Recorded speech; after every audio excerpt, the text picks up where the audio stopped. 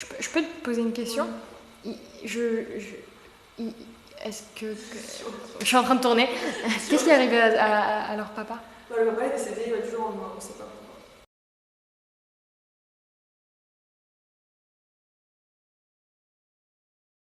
La grossesse de Cohen, ça s'est bien passé. Jusqu'à l'accouchement. Okay. L'accouchement, c'était une catastrophe. Okay. Mais pendant toute la durée de la grossesse, c'était très difficile. En fait, ça s'est très bien passé dans le sens quand je compare à d'autres grossesses, à d'autres personnes. Mais pour moi, c'était très difficile parce que c'était la première. Bien sûr. C'était la première et c'était juste super difficile de vivre avec tout ce sens. T'es tout le temps un peu malade en fait. Tu te sens un peu pas bien. T'as toujours un petit truc, un petit bobo. Non, moi émotionnellement j'étais très bien dans la grossesse de Cohen parce que j'ai l'impression, j'avais souvent un sentiment de solitude avant de tomber enceinte. Et à partir du moment où j'ai été enceinte, j'avais l'impression d'avoir une présence constamment. Alors bien sûr, j'étais en couple, j'avais un travail, je me sentais bien, j'étais heureuse, j'étais épanouie. Mais le fait d'avoir constamment un bébé, ça faisait que même quand j'étais seule, j'avais pas besoin de... Je me sentais pas seule en fait, j'avais pas ce sentiment de solitude. Il y avait un poteau. Alors c'est comme si il était là, je peux pas expliquer, mais je me sentais pas seule. Et après moi j'ai eu un accouchement vraiment difficile pour moi. C'était quoi, césarienne ou voix basse? Alors j'ai une césarienne, mais en fait ils m'ont déclenché. Ah ouais. En fait ils m'ont déclenché et ça s'est très très mal passé. Ça veut dire que ils m'ont vite percé la poche d'eau. Eux-mêmes, et après ils sont constamment venus voir si ça s'écartait, le niveau du col de l'utérus. Mais en fait ça s'est jamais écarté. En fait, quand tu vis le truc, t'es un peu perdu. Et je regrette de ne pas avoir fait des cours d'accouchement, mais en fait ça existe très peu à Abidjan. Donc du coup, je suis un peu allée tête baissée. Déjà c'est à 4 mois que j'ai commencé à dire que j'étais enceinte. Pendant les 4 premiers mois, c'était un secret entre moi et mon mari. T'avais peur? J'étais jeune quand même, j'avais même pas 25 ans. Ouais. Et j'avais quand même peur du jugement de l'autre, de ma situation financière, de ne pas dépendre de mes parents, du travail. J'étais en CDD, donc au début j'attendais de passer en CDI aussi. Donc toutes sortes de choses fait que j'étais un peu... Et puis je voulais le garder pour moi, notre bonheur en fait. Et j'avais peur que les autres, on n'était pas mariés à ce moment-là, donc tout ça faisait pas longtemps qu'on était ensemble, les gens critiquaient déjà beaucoup que t'as tout quitté pour venir en Côte d'Ivoire et en plus d'un coup t'as un bébé. Donc bon, du coup moi j'ai fait ma grossesse tranquille et c'est à 4 mois que j'avais commencé à en parler et de 4 mois à 9 mois c'est arrivé tellement vite qu'en fait j'étais pas prête. Que ce soit pour l'allaitement, pour l'accouchement, j'étais vraiment pas prête sur plein de choses. Mais j'ai appris sur le tas et sur le coup, mais ce qui est sûr c'est que c'était très difficile l'accouchement parce que malheureusement ils ont dû me déclencher parce qu'on est arrivé à la 41e semaine et du coup quand ils m'ont déclenché, le déclenchement est beaucoup plus douloureux que l'accouchement normal. J'ai pleuré pour avoir J'ai pleuré pour réclamer une épidurale. Et en fait, Mais pourquoi ils t'ont pas proposé? En Côte d'Ivoire, t'as une pression. En fait, moi j'avais vraiment une pression de la famille, de ma belle famille, qui me disait depuis le début: ah, toi qui chuchotes là, tu vas pousser notre bébé. Hein. Ils m'ont tellement dit ça que moi j'étais là, j'ai rien dit, tu vas pousser le bébé, ça va aller. Qu'en fait, pas du tout, parce qu'en fait, déjà on m'a déclenché, j'étais pas prête, mentalement, j'étais vraiment pas prête. Et quand ils m'ont déclenché, c'était très très douloureux. Et mal au ventre, rien ne se passait. Et rien ne se passait en fait. C'est-à-dire que le col ne s'est pas dilaté. Je suis restée à un doigt de 13h à minuit. Moi, je l'ai très mal vécu parce que finalement, j'ai commencé à angoisser énormément. Et l'épidurale, j'avais encore mal malgré l'épidurale. Et je comprenais pas, j'angoissais, je paniquais. Vraiment, c'était de la panique. Et est-ce que si je ne m'étais pas préparée, j'aurais pas eu ce sentiment trop d'angoisse? Je sais pas, mais ce qui est sûr, c'est que j'ai mal vécu. Et j'ai même demandé à ce qu'ils m'endorment. Et en fait, eux, c'était les premiers à vouloir m'endormir. Enfin, je me rappelle pas très bien si c'est moi ou eux, mais en tout cas, on s'est entendu sur on va l'endormir et puis on va sortir l'enfant par voie césarienne. C'était ce qui s'est passé. Donc, je me suis réveillée 4 heures après et on m'a présenté le petit bébé. Tout poilu, tout. Je me suis dit, c'est qui celui-là? Ce qui est difficile, c'est qu'en fait, tu as quelqu'un, c'est ton partenaire, c'est ton mari ou juste ton copain, peu importe, mais tu as des attentes de soit ce que tu as vu quand tu étais plus jeune avec ton père et ta mère, soit ce que tu as vu dans les films, soit quand tu as vu des amis, des grandes sœurs, quoi, mais tu as des attentes que, en fait, si tu ne les as pas exprimées, parce que c'est pas que tu attends ça et ça de lui, quoi. Et du coup, moi, c'est ça qui a un peu. Après, quand le bébé est arrivé, moi, j'étais déjà, je viens de me remettre que j'avais pas vu la naissance de mon fils, etc. Donc, j'étais un peu bouleversée, j'avais des regrets parce que j'avais dû faire une fois césarienne, et du coup, des regrets, énormément de culpabilité.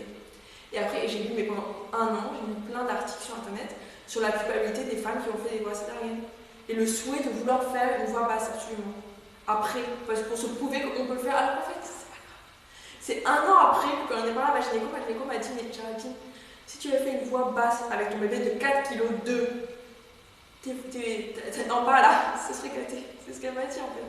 Comme elle s'est dit, ah, finalement c'est pas si mal que ça, que j'ai fait une voie césarienne. Après j'ai relativisé, et puis bon après il m'est arrivé des choses tellement plus graves que j'ai relativisé sur ça. Maintenant Tiger c'était différent. Parce que Tiger c'est un enfant Covid. Donc il est né déjà dans une période où on était un peu relax, disons que. Enfin, pas il est né, je veux dire, quand je suis tombée enceinte de Tiger. C'était une période super relax, où personne ne travaillait, tout le monde vivait à 2 à l'heure, on était en plein Covid, donc j'ai vécu au début de ma grossesse tranquillement, je l'ai tout de suite annoncé parce que dans tous les cas tout le monde attendait le deuxième avec impatience. Quand on a repris la vie normale après le Covid, au mois d'août, à peu près juillet, quand tout a commencé à reprendre, là ça a été difficile parce que d'un coup, en fait on s'est rendu compte qu'on avait commencé un deuxième alors qu'on n'avait même pas réussi à gérer la vie avec le premier. Et ça c'est difficile parce que trouver ton quotidien, sortir la tête de l'eau des nuits où le bébé dort pas, où il a tout juste un an, c'était difficile. Colique, les dents. Et voilà, un peu les dents, un peu la maladie, un peu la crèche, un peu. Et arriver avec le deuxième d'un coup qu'elle allait arriver, ça nous a énormément stressé. Sauf que maintenant il fallait déménager, il n'y avait pas assez de place pour nous tous dans l'appartement. Donc c'était un stress qui, avec tous les entreprises qui essayaient de rattraper le retard qu'avait causé le Covid, c'était quand même un stress. Sinon c'était un peu une grossesse croisière, mon bébé tellement gentil, tellement souriant. Ça se voit sur les photos. Il a bien vécu, il a vraiment bien vécu la grossesse, il était heureux et malheureusement j'ai eu le drame qui m'est arrivé à la fin. Mais du coup je pense qu'il a ressenti tellement de douleur quand son papa est décédé, parce que j'ai ressenti la douleur donc il l'a ressenti aussi. Mais il est né comme si de rien n'était, comme si rien ne le dérangeait autour de lui, il était heureux tout de suite. Je peux te poser une question? Est-ce que. Je suis en train de tourner. Qu'est-ce qui est arrivé à leur papa? Le papa est décédé du jour au lendemain, on ne sait pas pourquoi. Oui, je suis désolée. Et en fait, ça peut être une rupture d'anévrisme, une fracture du myocarde, des médicaments qu'il prenait, qui ont engendré cela, il s'en tenait pas lu. En fait, il y a tellement de possibilités et on n'a pas pu faire d'autopsie qu'en fait, on ne saura jamais. Pourquoi? Parce qu'en fait, on ne peut pas faire d'autopsie en 2020, on ne pouvait pas faire d'autopsie en Côte d'Ivoire à cause du Covid. C'est ce qui a été déclaré. Le premier jour, c'était le jour de la veillée. Quand je l'ai appris, on m'a dit à 17h, bon, là, il n'y aura pas d'autopsie. Et je ne suis pas là, le premier jour de la veillée, je ne suis pas venue. C'est-à-dire qu'il y a peut-être 300 ou 400 personnes qui se sont venues dans ma belle famille pour saluer le premier jour de la veillée et personne ne m'a vu là-bas. Et tout le monde s'est dit, mais pourquoi il n'est pas là? Pourquoi il n'est pas là? Mais en fait, j'étais juste en train de digérer, essayer de tenter de dire, bon, ok, tu ne sauras pas, c'est pas grave. Mais tu ne veux pas savoir, tu sauras pas. Mais c'est difficile. Que votre partenaire, soit un homme, une femme, un escargot, enfin, t'as compris, était là en fait dans la salle d'accouchement. Toi non, du coup, j'imagine, puis césarienne. Alors en fait, par césarienne, moi dans mon cas pour Gohan, c'est assez particulier, il a pu voir tout l'accouchement à travers une vitre. Ce qui est juste le pauvre. Mais je sais pas pourquoi, mais on l'a autorisé et il y avait une vitre, il a tout vu. Ce qui est vachement traumatisant et pour moi-même ça a été traumatisant parce que comment accepter son corps devant ton partenaire alors qu'il a vu tes boyaux, genre. Pas tes boyaux, je sais pas ce qu'il a vu, mais genre, il a vu quoi, genre. C'était assez traumatisant pour moi d'accepter cette cicatrice, d'accepter tout ça, alors qu'aujourd'hui je le vis très bien avec. Mais au tout début, c'était très difficile. Les premiers mois, même les premières années, la première année, c'était très difficile. Ton corps change. Et du coup, en même temps, c'est chouette parce que même si pour moi, j'avais pas l'impression qu'il était très. Pour moi, après, je suis une personne peut-être un peu ingrate, dans le sens où, pour moi, il n'était pas prêt, dans le sens où c'est pas lui qui m'a pas trouvé de solution pour la douleur. Il m'a pas trouvé de solution pour mon angoisse, il m'a pas trouvé de solution pour ma crise de panique, c'est pour ça que j'ai dû finir en césarienne. Pas que pour ça, dans tous les cas l'enfant était trop gros, donc.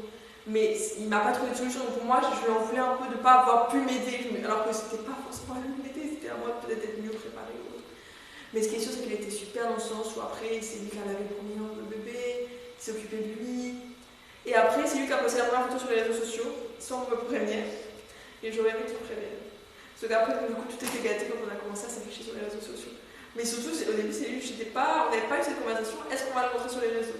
Et c'est une conversation à avoir parce que à la naissance, la maman peut penser à plein de choses, mais s'il n'a pas discuté avec son partenaire sur certains trucs, ça paraît anodin, mais moi j'ai pas pensé à lui dire, bah non, à la naissance, tu vas pas mettre une photo sur les réseaux.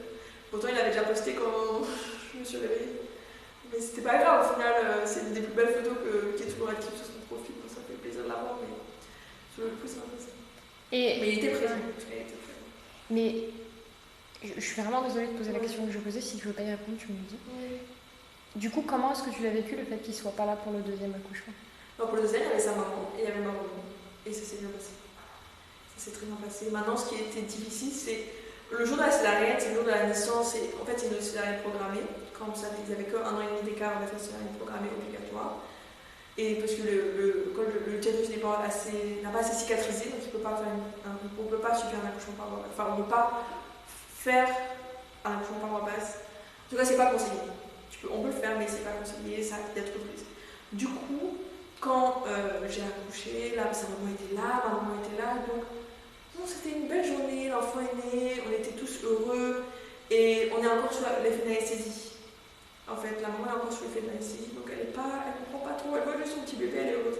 C'est le lendemain de la césarienne qui est extrêmement difficile parce que l'anesthésie est partie. Et là, tu commences à ressentir toute la douleur. Et même quand tu vois ton beau bébé, ça suffit pas en fait. Parce que c'est horrible, tu peux pas marcher, tu peux pas te lever, tu peux pas manger. Ils te demandent que les gaz soient faits pour que l'air sorte du ventre avant de pouvoir manger. Donc en fait, tout va mal. Et ce jour-là, en plus, j'ai appris un décès qui m'a vraiment encore plus chamboulée.